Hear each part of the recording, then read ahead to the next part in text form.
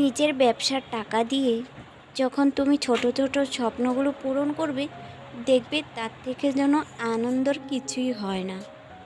তো চলো আজকে আমার কিছু ছোট ছোট স্বপ্নগুলো কিভাবে আমি পূরণ করেছি আমার ইনকাম দিয়ে, সেটাই তোমাদের সাথে শেয়ার করব। তো ভিডিওটা স্কিপ না করে পুরো দেখো, অবশ্যই তোমাদের কাছে ভালো লাগবে।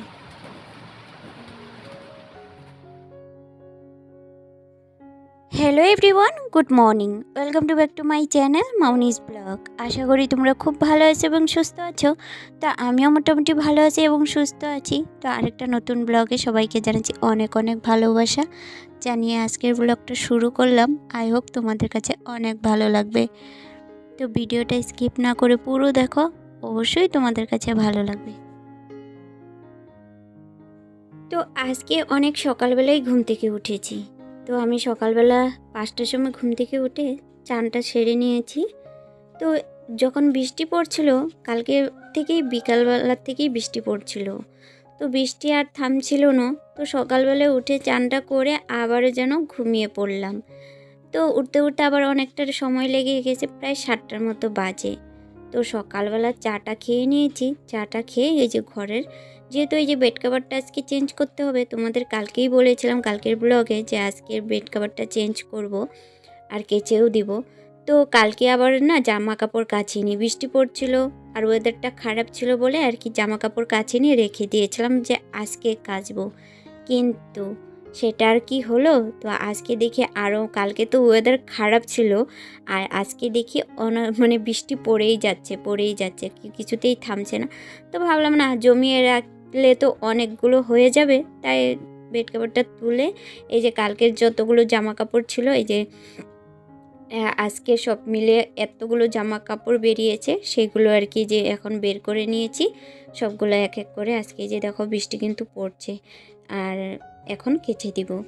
তো চলো তোমাদের সাথে কিছু আমি ইনকাম নিয়ে বা আমি কিভাবে আমার ব্যবসা নিয়ে ভাবছি আর কিভাবে এগোচ্ছি, সেটাই তোমাদের সাথে আজকে আমার ডেলি ব্লগে শেয়ার করছি। তো তোমাদেরকেও ভালো লাগবে, তোমরা যদি ইচ্ছুক থাকো, তোমরাও নিজের কিছু করতে চাও, নিজের পায়ে দাঁড়াতে চাও, তো অবশ্যই করবে। তাহলে দেখবে অনেকটা হাজব্যান্ডেরও হেল্প হয়ে যাবে, নিজের কাজের মধ্যে নিজেকে রাখলে অনেকটা কিন্তু ভালো লাগে।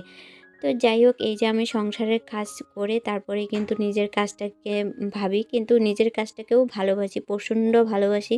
সংসার সন্তান যেমন ভালোবাসি, তেমন কিন্তু নিজের কাজটাকেও খুব ভালোবাসি। তো আমি যখন কাজটা শুরু করেছি তখন ভাবিনি যে আমার কাজটা কি কাজ, সেটা তো তোমরা অবশ্যই জানো যে আমি পার্লারের কাজ করি।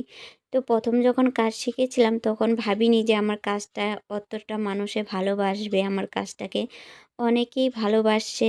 তো অনেক দিন পরে কিন্তু আমি কাজ পেয়েছি। প্রথম প্রথম কিন্তু আমি কাজ পাইনি, তো তবু হাল ছাড়িনি, একদিন না একদিন ঠিক হবে।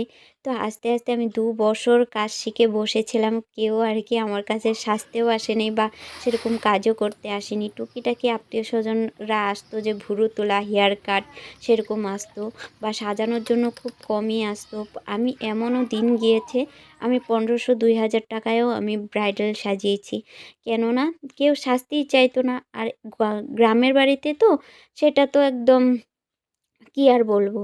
তো এরকমই চলছে আস্তে আস্তে, তবুও তো আমি হাল ছাড়িনি যে না একদিন না একদিন ঠিক হবে।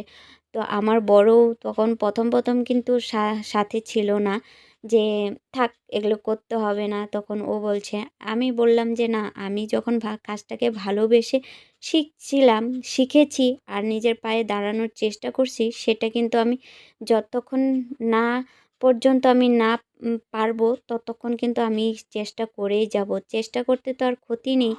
তো সেই আর কি, তো নিজের পায়ে একটু একটু করে দাঁড়িয়ে এলাম, নিজের ছোট ছোট জিনিস একটু পূরণ করেছি। এখন একটা নিজের পার্লার বানাচ্ছি, সেটা অবশ্যই তোমাদেরকে শেয়ার করব। আর আমার ইনকাম দিয়ে আমি নিজে একটা স্কুটি কিনেছি।